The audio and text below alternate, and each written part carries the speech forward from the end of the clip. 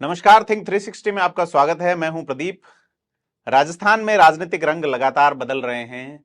राजनीतिक फिजाएं अलग अलग तरह की हवाओं से लबरेज हो रही हैं। हम बात करते हैं आंधियों के इलाके से, हम बात करते हैं देश के सीमावर्ती बाड़मेर जैसलमेर से, जो कि सबसे बड़ा लोकसभा क्षेत्र राजस्थान का है।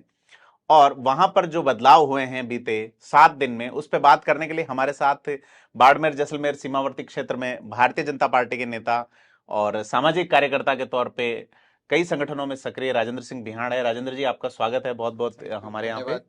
और हम दो तीन बिंदुओं पे बात करना चाहेंगे। चर्चा में है बाड़मेर असदुद्दीन ओवैसी की सभा को लेकर। बाड़मेर जैसलमेर का मुसलमान जो कि कट्टर नहीं माना जाता है, एक एएमआईएम जैसी कट्टर पार्टी से कैसे जुड़ाव महसूस कर पाएगा वो? मुझे नहीं लगता किसी एक सभा से कोई किसी का जुड़ाव हो गया हो, ऐसा तो मैं इस तरह से तो नहीं मानता। सभा में भीड़ बहुत थी, गागरिया जहां पे ये कार्यक्रम हुआ। जो गागरिया गांव, यदि आप कभी आपको जाने का मौका मिले तो वहाँ ऑलरेडी आसपास जो है अल्पसंख्यक बहुल गांवों के बीच में आया हुआ है। तो वहाँ वैसे ही ऑलरेडी खूब संख्या में लोग आते हैं, बाजार है, खरीदारी करने आते हैं। और कोई भी नेता कहीं से बाहर से आता है तो एक देखने का चाव भी हो जाता है उसको। कोई मैं इसको जुड़ाव या ऐसा तो नहीं मानता। लेकिन ये बात जरूर है कि इस तरह की कट्टरपंथी विचारधारा यदि सीमा क्षेत्र पर फैलती है और वो ऐसा वर्ग जो सामान्यतः इतना कट्टर नहीं है और उसको कट्टरवाद में तब्दील करने की कोई मुहिम चलती है, तो ये निश्चित तौर पर हम सभी के लिए एक अलार्मिंग चीज तो है। उन्होंने जो स्पीच दिया ओवैसी ने, उसमें कहीं कट्टरवाद जैसी बात नजर नहीं आई, जिसमें उन्होंने एससी को जोड़ने की कोशिश की है। उदाराम मेघवाल जो कि पहले आरएलपी से कैंडिडेट रहे हैं, और अब उन्होंने कहा है कि उदाराम मेघवाल विधायक बनेंगे, या अपने मतलब एक वो जो एससी और अल्पसंख्यक गठजोड़, अल्पसंख्यक में भी खास करके मुसलमान गठजोड़ करने की जो कोशिश उन्होंने की है। लेकिन बाद का जो स्पीच अमीन खान का आता है, अमीन खान को ओवैसी भी चुनौती देते हैं कि आप अगली बार विधायक नहीं बन पाएंगे, लेकिन अमीन खान ने ओवैसी का पाकिस्तान से कनेक्शन बता दिया। तो ये कहां तक? ये तो जांच का विषय है। जी। यदि मान लो वहां सिटिंग एमएलए ने ऐसा कोई आरोप लगाया है, चार्ज लगाया है, तो उसकी जांच होनी चाहिए, एजेंसियों को जांच करनी चाहिए कि भाई किस कारण से हुआ है। लेकिन इस बारे में तो वो जो जिन्होंने चार्ज लगाया वो ज़्यादा बोल सकते हैं। ओवैसी जी किसको विधायक बनाना चाहते हैं ये उनका निजी मसला है। उनके चाहने से ही यदि विधायक कोई बन रहे हैं तो 3 लाख वोटर जो शिव का है, उसकी जो इंडिपेंडेंट विल है, स्वतंत्र निर्णय है, उसका क्या होगा।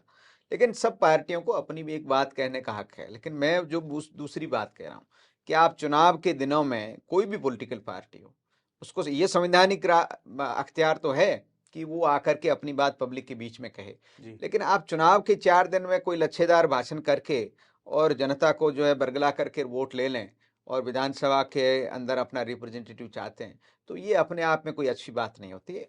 जिस किसी राजनीतिक दल को, चाहे वो कोई सी भी पॉलिटिकल कलर अथवा आइडियोलॉजी का है, उसको वहाँ के आम आवाम, पश्चिमी राजस्थान के आम आवाम के हितों की चिंता यदि वो करते हैं और उस पर उनका कोई होमवर्क है और फिर वो जनता के उस होमवर्क की बुनियाद पर जाकर के जनता से वोट और जनमत मांगते हैं, तो ये तो उनका लीगल राइट है। तो ऐसा तो कुछ है नहीं। ये चुनावी मौसम में जिस तरह से अलग अलग नमूनों से मेडकों की टर्राहट बढ़ जाती है, तो मैं इसको चुनावी मौसम की टर्राहट ज्यादा कोई गंभीर से लेने में भरोसा नहीं रखता। सर, मुसलमान वोट बैंक अगर ओवैसी की ओर जाते हैं, जैसा कि अब तक के चुनाव में होता नजर नहीं आया, यूपी में भी उन्होंने बहुत कोशिश की थी पर बहुत कम वोट रह गए, तो राजस्थान में अगर मुसलमान ओवैसी की ओर जाते हैं तो उसका तो सीधा फायदा बीजेपी को हो रहा है।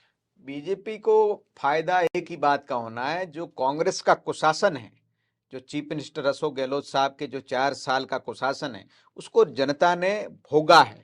और उसके खिलाफ भारतीय जनता पार्टी को इस तरह के किसी भी तरह के जो एक काल्पनिक फायदा हो जाएगा, इसके बजाय सीधा जनता जो है उसको चुनेगी। इसके बीच में कौन ओवैसी है, कौन फला है, ये सारे जो है ये नॉन प्लेयर है इस इलेक्शन में। सीधे मुकाबले में हम कांग्रेस पार्टी को परास्त करेंगे, यही जनता का मानस है। सर, आप बाड़मेर जैसलमेर और अब बालोतरा भी जिला बनाने की घोषणा हो गई है। यहाँ पूरे जिले में आप लगातार पूरे दोनों जो ये लोकसभा क्षेत्र है, दोनों जिले हैं, यहाँ पे आप सक्रिय रहे हैं। सामाजिक बदलाव क्या होंगे? मतलब अगर मान लीजिए ओवैसी आता है और मुस्लिम उसके साथ जाते हैं। ये दुर्भाग्य होगा यदि इस तरह की कोई भी कट्टरपंथी मुहिम वहां सीमावर्ती क्षेत्र पर, यदि आप जैसा कह रहे हैं वैसा हो गया तो, लेकिन मुझे पूरा विश्वास है कि इस तरह की कोई घटना नहीं होने जा रही। कांग्रेस भारतीय जनता पार्टी के बीच में वहां द्विध्रुवीय राजनीति है, वो द्विध्रुवीय राजनीति ही अगले इलेक्शन में भी रहने वाली है। तो इस तरह की कोई मुझे लगता नहीं दूर दूर तक संभावना। जिला बनने की जहां तक जो आपने कहा है, तो ये एक पुरानी मांग थी बालोतरा की, और ये उचित निर्णय है, इसमें कोई बिना कोई पार्टी पॉलिटिक्स के मैं ये बात कहने को तैयार हूं। जियोग्राफिकली बाड़मेर बहुत बड़ा जिला था, और उससे बालोतरा और सिवाना का जो आखिरी गांवों का व्यक्ति था, उसको जो है बाड़मेर तक आने में 150-150 किलोमीटर की यात्रा करनी पड़ती थी। तो ये एक फिजिबल नहीं था, वो जिला मुख्यालय हो जाना ठीक है। इसको मैं कोई सामाजिक बदलाव के नाते तो नहीं गिनता, लेकिन प्रशासनिक रूप से एक इजी फैसला है।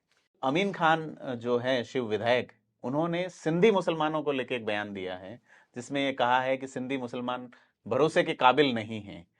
उन्होंने एक धोखे का उल्लेख भी किया है, एक सार्वजनिक सभा में उन्होंने इस तरह का एक बयान पूरी कम्युनिटी पे दिया है। तो इसको आप कैसे देखते हैं? मैंने हालांकि उनका बयान सुना नहीं, लेकिन आप कह रहे हैं यदि उन्होंने ऐसा बयान दिया है, तो उम्र के इस पड़ाव में जब वो 5वीं बार विधानसभा में आए हैं, किसकी मेहरबानी से आए हैं? सिंधी मुसलमान का उनको 90 से 100% अनडिस्प्यूटेड सपोर्ट मिलता रहा, और जिसके बूते पे वो 40-50 साल राजनीति करते रहे, और उम्र के आखिरी पड़ाव में वो अपनी ही कौम को धोखेबाज कौम कहते हैं। तो मैं तो इस पे क्या टिप्पणी करूं, मेरा नहीं टिप्पणी करना ही ठीक रहेगा। मैं उनके इस बयान से तो सहमत नहीं हो सकता। फिर वो किसके बूते राजस्थान की विधानसभा में इतने सालों जाते रहे हैं? इस तरह की बयानबाजी किसी भी व्यक्ति को किसी समुदाय के ऊपर करना, ये शोभा नहीं देता। अब वो बहुत सीनियर नेता है, मैं इससे ज़्यादा कुछ कहूँगा नहीं। सर, मैं सीधे तौर पे जानना चाहूंगा कि वहां का मुसलमान क्या चाहता है। एक सामाजिक कार्यकर्ता के तौर पे आप जुड़े रहे हैं उनके साथ में, आपने जसवंत सिंह जसोल के इलेक्शन, मानविंदर सिंह जसोल के इलेक्शन देखे हैं, मुसलमान मानविंदर सिंह जसोल को वोट करते रहे हैं।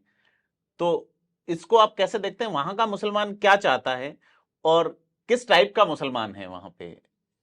नहीं, मुसलमान सामान्यतः मुसलमान हिंदू सभी जो है देशभक्त नागरिक है। इस वोट पे कुछ ऐसे वहां पर एंटी नेशनल एलिमेंट्स है, उनको ऊपर तो बिल्कुल एजेंसियों को सख्ती से काम करने की जरूरत है। लेकिन सामान्य जो गांव गरीब बैठा है, जो सबसे बड़ा गोपालक समाज नहीं, भी मैं है। इस पर्सपेक्टिव नहीं, मैं इस पर्सपेक्टिव में जानना चाह रहा हूँ। मुझे किसी ने बताया कि वहां पर मुसलमानों का दो ध्रुवीय मुसलमान हैं। एक जो पीर पगारों की परंपराओं को मानता है, एक जो कि एकेश्वरवाद या ऐसा, इन आपस में कॉन्फ्लिक्ट भी है कुछ। नहीं, बहुत से लोग हैं जो पीरों फकीरों को भी मानते हैं, अलग अलग पीर हैं, उनके रिलीजियस हेड है। कुछ लोग जो है देवबंद वगैरह से भी जुड़े चुनाव हुए के हैं। लिए फतवे जारी होते हैं, ऐसा सुना हमने। अब ये मेरी जानकारी में नहीं है चुनावी फतवों का तो। गाजी फकीर का फतवा काफी फेमस रहा सर। देखो, गाजी फकीर का फतवा जो है वो जैसलमेर में कोई चलता हो तो मुझे पता नहीं, हमारी बाड़मेर में तो इस तरह के कोई फतवे नहीं चलते। और इस तरह के फतवे जो है चुनाव के अंदर देना अपने आप में इलीगल है।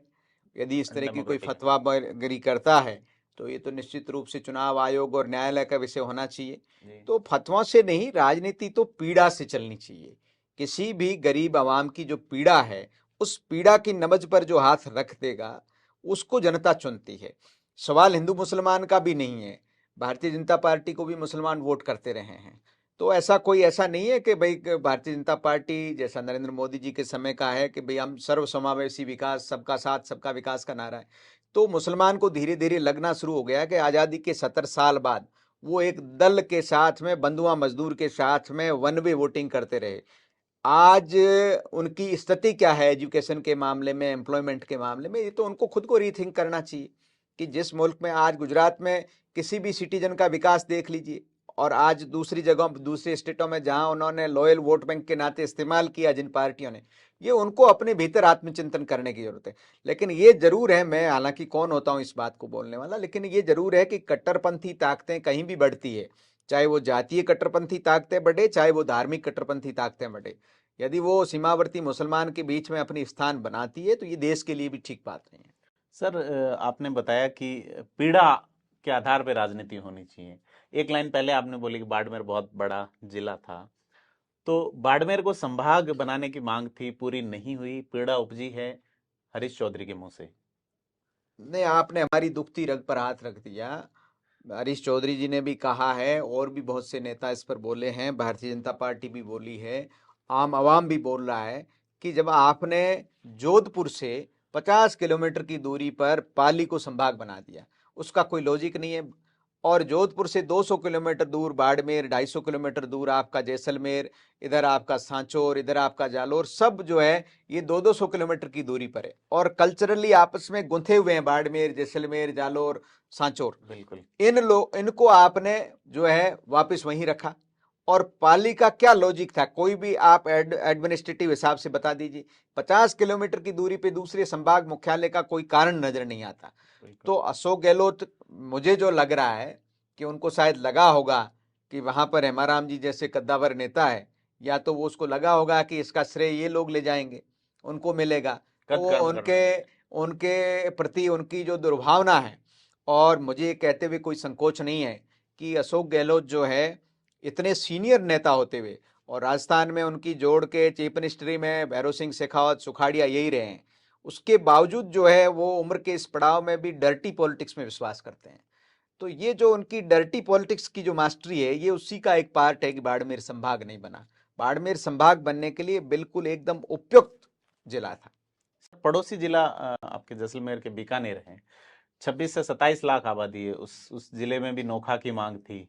बिहारी विश्नोई जी लगातार इस मांग को उठा रहे थे, इवन रामेश्वर डूडी उठा रहे थे। तो डूडी वाले एंगल से ही देखें तो बीकानेर के भी पार्ट नहीं किए गए। इससे लगता है कि अशोक गहलोत जो भी जाट नेता उभर सकते हैं उनको, उनमें इनसिक्योरिटी की एक भावना है। मुझे लगता है इनसिक्योरिटी तो उस आदमी को होनी चाहिए जो नया हो, लेकिन जो जीवन के इस पड़ाव में हो कि जब आपने एक राजनीति की एक मुकाम हासिल कर लिया, 3-3 बार राजस्थान जैसे बड़े सूबे के आप चीफ मिनिस्टर रह गए, लेकिन उनके बयानात और उनके पॉलिटिकल एक्शन में जो है वो बड़प्पन नजर नहीं आता। तो वो जो है इस बात की इनसिक्योरिटी फील करते हैं कि ये फला व्यक्ति बढ़ जाएगा, इसको कुछ मैंने दे दिया तो फला व्यक्ति का राजनीतिक कद बड़ा हो जाएगा। ये 24 घंटे जब कोई पॉलिटिकल व्यक्ति इस तरह की प्लस माइनस लगाता है, तो फिर वो जो फैसले निकल के आते हैं वो व्यक्तिगत द्वेष से निकल के आते हैं। तो कॉन्स्पिरेंसी किंग है, षड्यंत्र के महारथी हैं, ये कुछ भी कर सकते हैं। एक सवाल, आखिरी सवाल आपकी पार्टी से। आपकी पार्टी के मुखिया बदल गए हैं, पुनिया जी को हटा के सीपी जोशी जी लाए हैं। हटा के नहीं, कार्यकाल पूरा हो गया जी, करेक्ट करिए। इसको ऐसे भी देख सकते हैं, कार्यकाल पहले पूरा हो गया था। कार्यकाल तो जेपी नड्डा जी का भी पूरा हुआ, लेकिन उन्हें एक्सटेंशन दिया गया राष्ट्रीय स्तर पर। सतीश पुनिया जी को प्रतिपक्ष नेता बनाए जाने की बात चल रही है, जैसा कि सूत्रों से पता चल रहा है। बेहतर ये होता कि उन्हें पहले प्रतिपक्ष नेता बनाया जाता, फिर बदला जाता। खैर, वो सारी राजनीतिक बातें हैं, लेकिन इससे आपकी पार्टी के निचले स्तर के कार्यकर्ता में क्या असर पड़ेगा?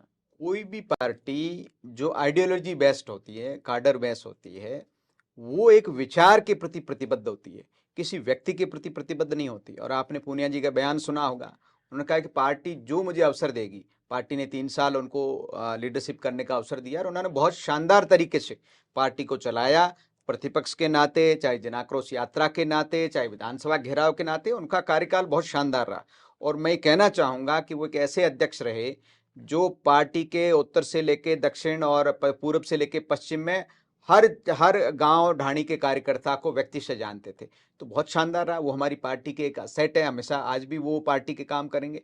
लेकिन किसी भी को कोई दायित्व परिवर्तन करने से पार्टी की विचारधारा, पार्टी की रीति नीति, पार्टी के संगठन में कोई आमूलचूल परिवर्तन होता हो, ये वहां होता है जहां शख्सियत परस्ती होती है, जहां व्यक्ति बड़ा होता है और विचार छोटा होता है।